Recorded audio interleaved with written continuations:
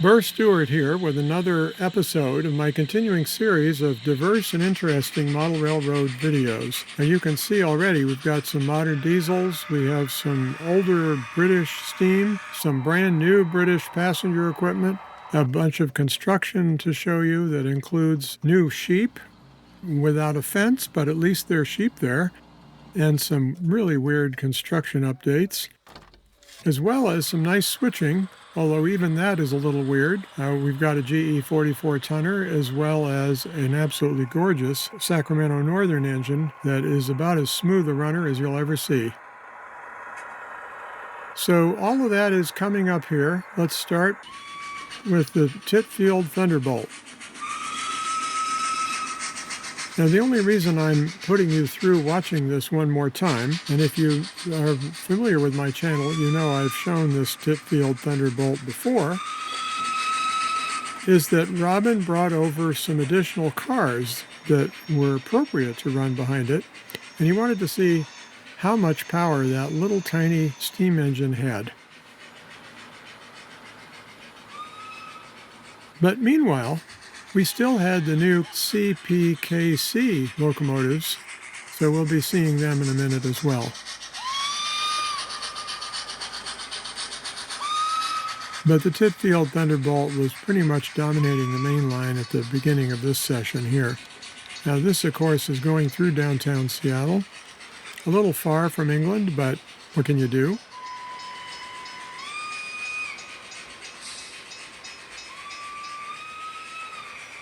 Entering the north portal of the tunnel which goes underneath downtown Seattle. Very nice. Now, meanwhile, undeterred by all this action, Dave had brought over some of his 4-axle diesels from Atlas that he had recently purchased. And this was the first time he had ever purchased Atlas engines, which is kind of an amazing thing, but there you have it. So he was quite curious to see how they ran. And I think we could say that they ran beautifully.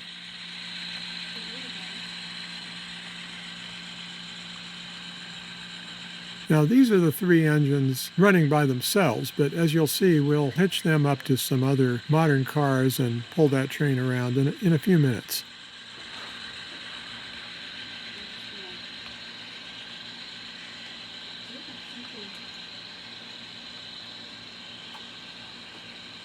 If you're interested in those engines, this is what they are, the Dash 8 40 BWs. Of course, meanwhile, the Titfield Thunderbolt was still cranking around on Main 2, right through the Argo yard.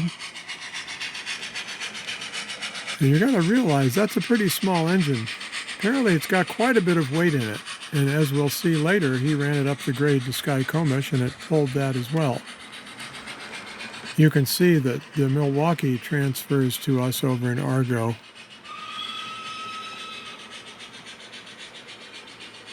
Now the CPKC locomotives were pulling these modern boxcars around.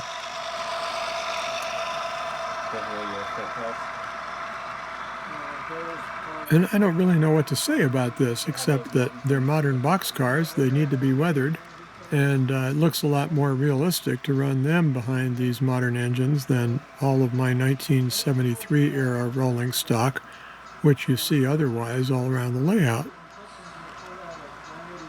This is a shot I really wanted to take of getting the S-curve of this train coming in. It's crossing underneath the Emerson Street Bridge there,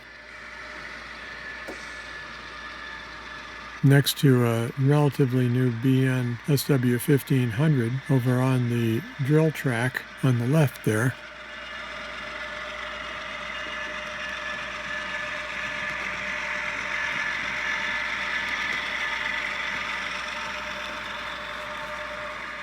That S-curve looks pretty good.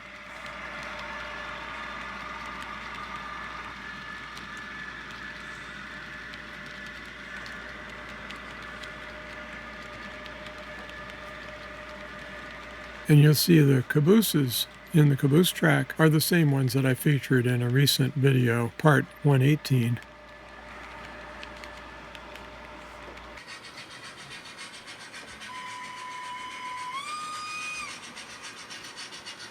Now this is a pretty steep but short grade, and you can see the Titfield Thunderbolt is not having any trouble with all of these extra cars. We love this shot through the bridge. Excellent. And then right into a tunnel.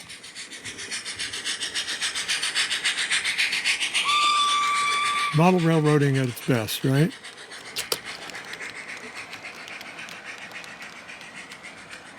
And there's a deer there waiting to hear the Titfield come by.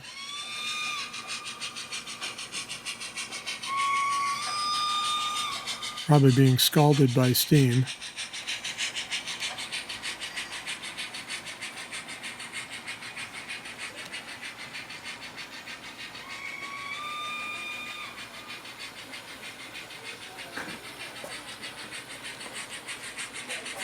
I promise you, you won't have to see much more of this. We're going to get on to other fun things.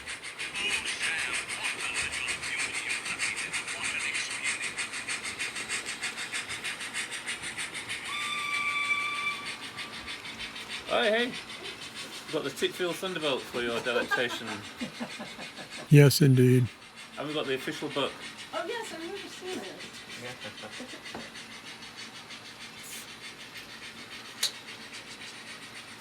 There's the seawall there along the coast of Puget Sound. There's some wagons whose count the planks on there, David.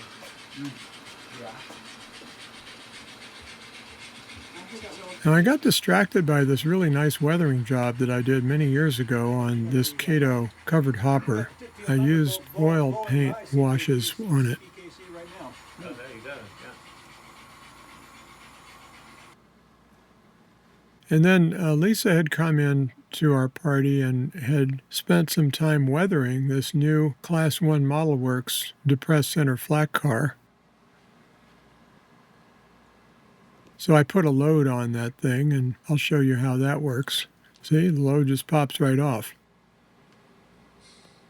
Probably needs a little double stick tape on the bottom of it so it doesn't roll around, but it's pretty good.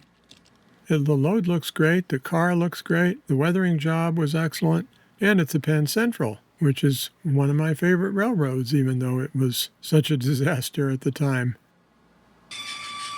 Well, as I warned you, the Titfield Thunderbolt was tested by running it up the 2% grade to the Skycomish staging yard.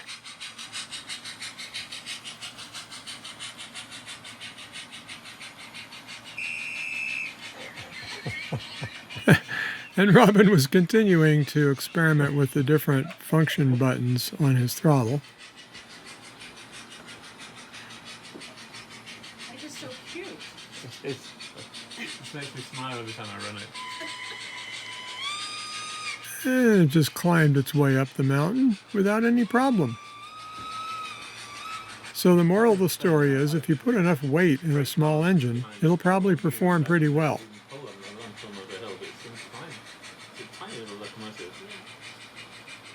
It almost reminds me of what it was in the third.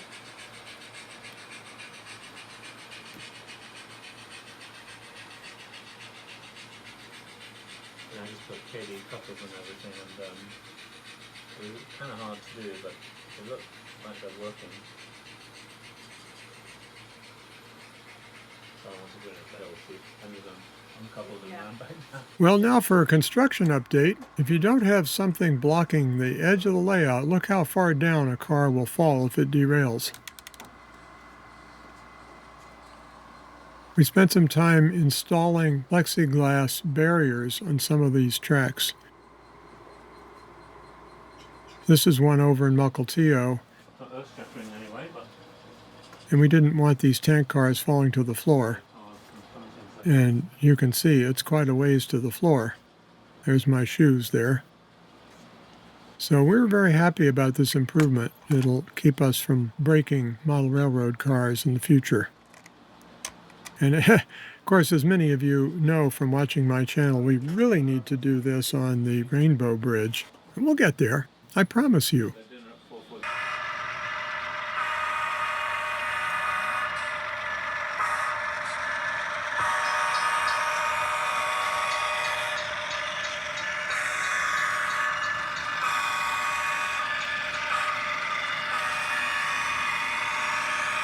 There's a lot of ruckus in downtown Seattle with the crossing bells, the horns. It's a fun place to rail fan, if you don't mind some noise. And on a good day, you have a view of Mount Rainier.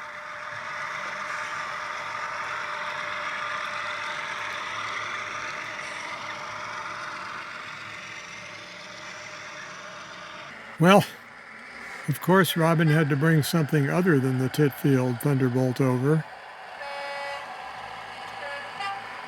So this was today's pick. But another smooth running engine. This is a Class 44 made by Bachmann called the Skiddaw, coming across the Squid Bridge.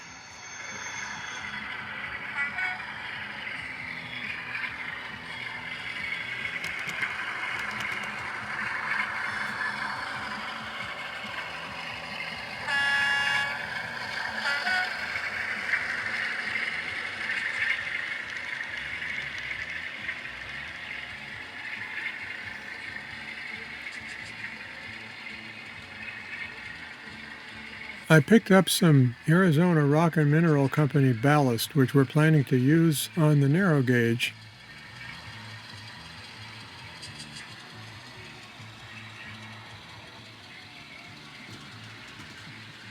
We're going to use the HO ballast for the main track and the N-scale ballast for the branch line. Meanwhile, in the narrow gauge part of Delta Yard, I glued some sheep down onto some clear plastic sheet. Sheep on the sheet, so that we could do some useful work with stock cars. And I also, while I was at it, glued down some cattle. Now, as we know, the next thing we have to do is install fences, but I promise we'll get to that soon, too. Now, the Transpennine Express is a very fancy passenger train in England, and Robin brought over his model of that.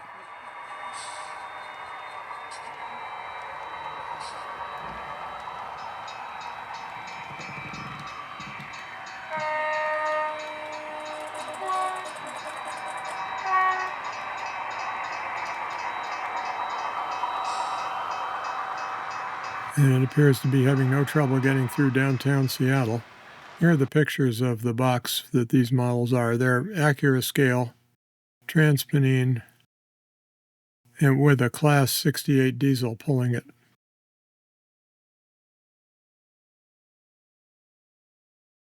It's a beautiful consist, really, even if it is modern. And you can see it's going right by the CPKC engines in the Bayside Yard. This is a view you don't see often, with the narrow gauge town of Opportunity at the top and the turntable on the bottom in Bayside Yard. Now at this point, I'm going to give you a construction update on the ice platforms that we're installing in the Burlington Yard. Here we're gluing down a switch, and you can see we got that switch in there. This is a Micro Engineering number 5 left-hand turnout. And then I glued the track that will be in front of the ice house, and I'll show you that ice house in a second. And most of this track is on a removable piece of plywood because my main electrical panels are to the left there on the wall, so I need to be able to remove this part of the layout. And see, I was using a binder clip there to hold the rails together while gluing that track down because I can't use a regular rail joiner. Well, I could, but I'll have to remove it. So I wanted to demonstrate for you how this whole thing fits together. I made a couple wires for the track so that we can get power to it when it's in position. And it fits right in there because of the angled saw cuts.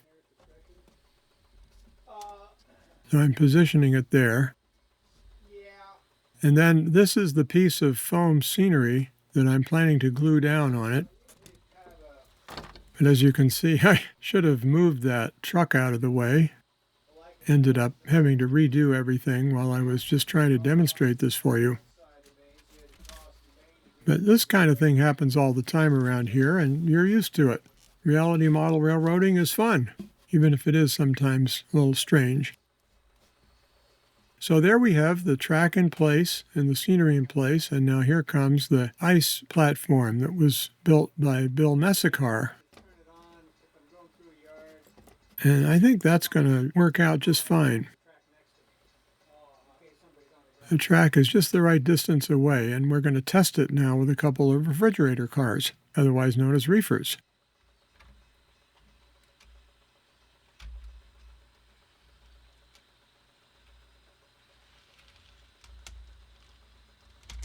I had a little bit of an issue with that rail joint there, and I'll probably have to do some more work on that. I may even end up putting a rail joiner on to, that I can remove anytime I need to remove this piece of scenery. Go back up the sky.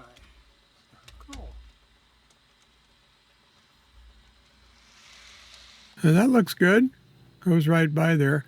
What we're planning to do is put a note in the car card that says, before you can spot the empty reefer at the berry packing plant in Burlington, you have to put it over here to get ice for 10 minutes or something like that. So then we'll have the cars parked here.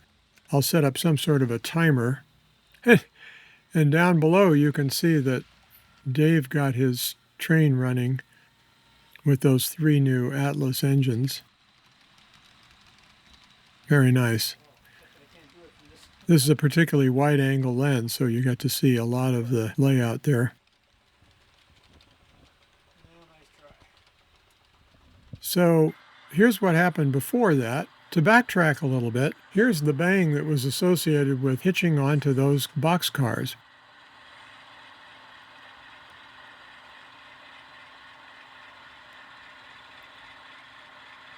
Bang!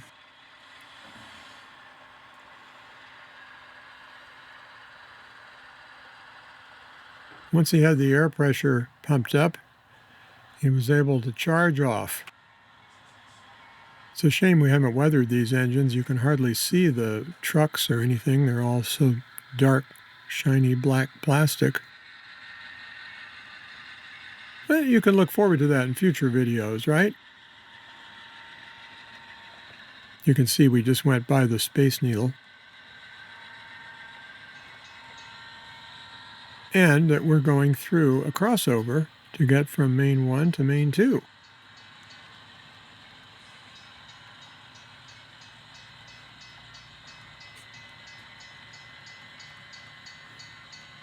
The horns in these engines aren't as loud as I would like. You might remember a few minutes ago when the CPKC engines were coming through, they were a little louder. You can hardly hear these guys.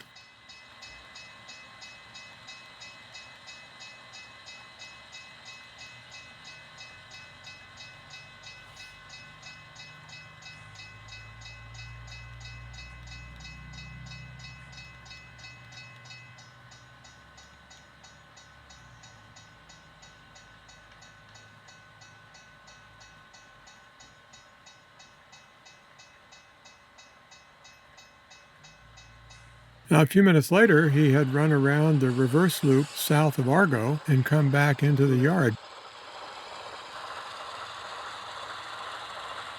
But look here. Bang! Scott was playing around with his new Sacramento Northern GE 44-tonner made by Rapido. And he was doing some switching in the yard while Dave's train was going by. Now, there's nothing we like more than parallel play, right? Look at that. And we were kind of testing this 44-tonner out. I have a video about how much can these things pull. And this is, I suppose, a supplement to it, because as you can see here, well, you'll see it in a second. This is a long cut that he was pushing. And in a minute, he was able to pull it. Now, it's a flat yard, but still, pulling 10 cars is a marvelous thing if you can do it. Well, this looks like a bang coming up.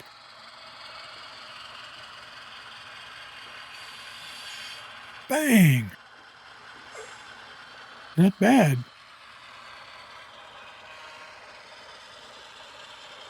Here's an overview of the yard, and we'll see if he can pull all those cars that he just banged into.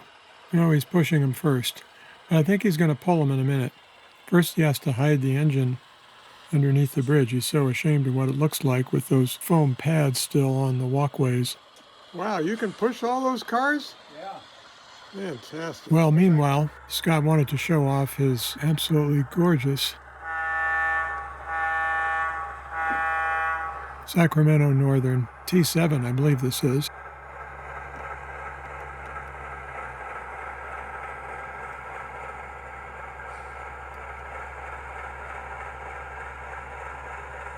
This engine was heavily reworked by Brian Elchlip, and it has got one of the smoothest mechanisms I've ever seen.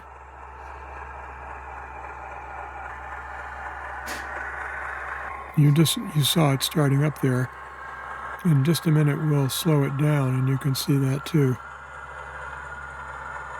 And this is a brass shell on an underframe with plastic trucks.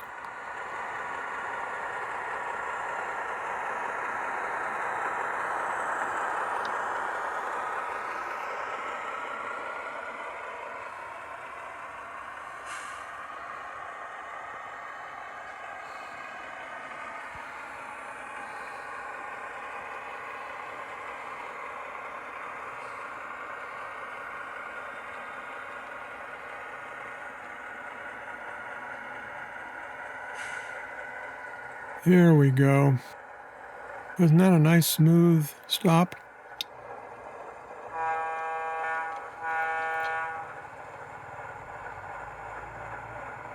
You could almost hear the cascade of coupler clanks going down the cut there.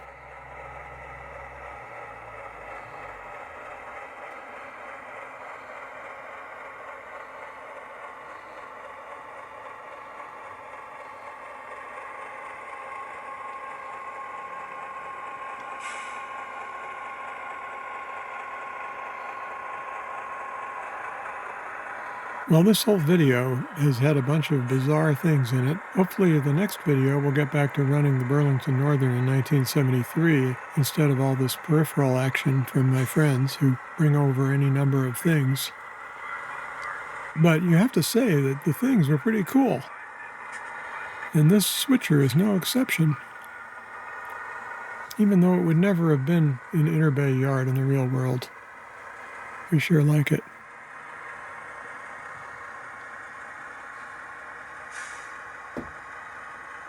There we go. So for now, this is Burr Stewart, wishing you much fun with trains.